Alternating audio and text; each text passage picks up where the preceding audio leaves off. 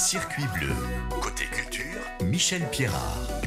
C'est une histoire emblématique, l'histoire emblématique d'un ponton aujourd'hui abîmé et rongé par l'eau salée, mais qui a vu le jour en 1924 et qui reste aujourd'hui l'une des étapes de la grande histoire de l'aéronautique. Tout commence entre les deux guerres. Pionnier dans la construction d'avions et d'hydravions, les plus gros du monde et fondateur de plusieurs lignes aéropostales, l'industriel Pierre-Georges Latécoère avait besoin d'une base aérienne afin de mettre au point la fabrication de ses avions. Son choix le mena donc au bout de l'étang de Sals-le-Cat. Il fallut 3 ans pour mener à bien le projet et la base fut mise en service en 1927. Un quai de 7 mètres de large sur 130 mètres de long s'avançait sur l'étang et était équipé d'une grue en bout de jetée afin de mettre les hydravions sur l'eau.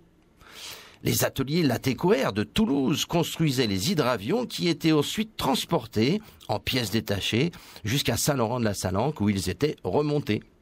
La base d'essai s'étendait donc sur 45 hectares et se composait de hangars, d'une base météorologique, d'un poste TSF, de bureaux et de logements pour le mécanicien et le gardien. Au total, 8 hydravions furent essayés, entre autres par l'illustre Jean Mermoz et l'incontournable Antoine de Saint-Exupéry. Et puis un jour, Pierre Latécoère conçoit le projet révolutionnaire de relier Toulouse à l'Amérique du Sud par la voie des airs. Ce sera Jean Mermoz qui accomplira l'exploit de la première traversée de l'Atlantique en passant par l'étang de Saint-Laurent en direction, écoutez bien, de Santiago du Chili. Par-dessus les Andes. Fin février 1930, Jean Mermoz procéda à des essais de flotteurs. Et pour la petite histoire, avant la traversée de l'Atlantique Sud, il fera une brève halte à Saint-Laurent afin de réparer une fuite d'eau.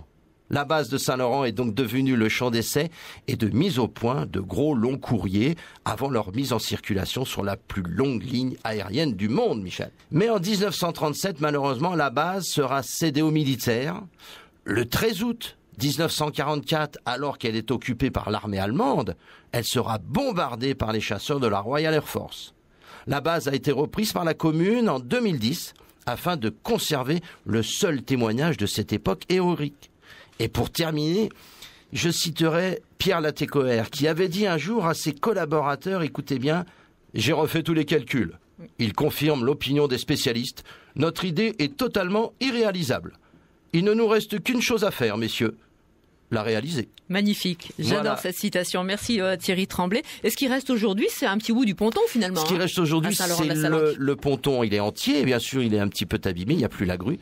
Mais vous pouvez, puisque la mairie a mis en place justement un panneau d'explication juste au début de ce ponton et qui est très très bien fait. Et vous pouvez y aller et vous imprégner de cette époque pas si lointaine que ça en fait. Magique, magique, qui fait rêver. Merci beaucoup Thierry, la semaine prochaine. Merci Michel, à la semaine prochaine.